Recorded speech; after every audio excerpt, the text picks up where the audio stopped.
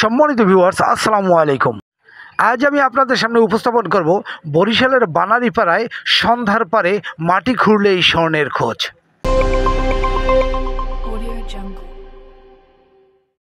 দর্শক, আপনারা দেখছেন বানারীপাড়া বন্দর বাজারের পশ্চিম পারের ডান্ডোয়াটের খেয়াঘাটের সন্ধ্যার পারের চিত্র। লোকমুখে শোনা যায় এখানে মাটি খুঁড়লেই মিলছে স্বর্ণের সন্ধান। তাই এমনিতে বেচছিলাম 10,000 টাকা বেচছি এবং আংটি ইয়া দিছি নাতিরে হাতা সব জমা আছে আমার, আমি বিক্রি করি নাই। ও আচ্ছা আচ্ছা আচ্ছা। অনেকে এইভাবে খোঁজে এখানে না? অনেকে খুঁজছে কারের তা নাহের তা বানাই নাতি বিয়েও দিয়েছে এখান থেকে নিয়ে।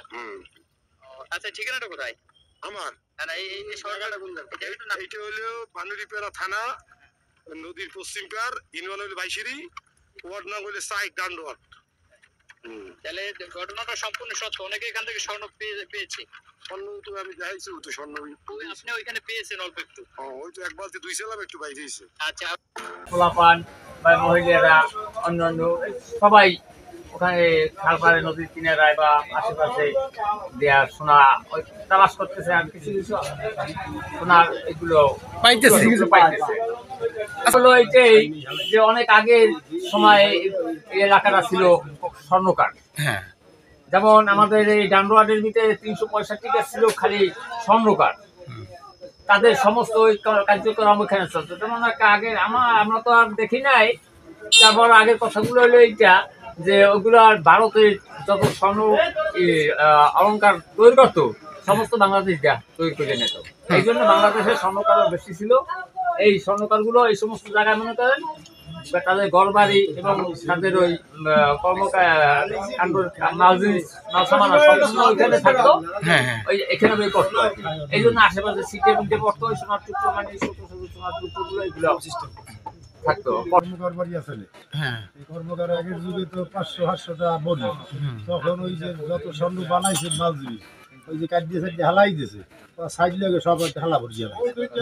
এই ঠালা এখন বাইরে দুইতে বাইরে যায়, ওই যে সালাইলেই স্বর্ণ পাওয়া। আর স্বর্ণের বুড়ির তো কোনো শেষ নেই।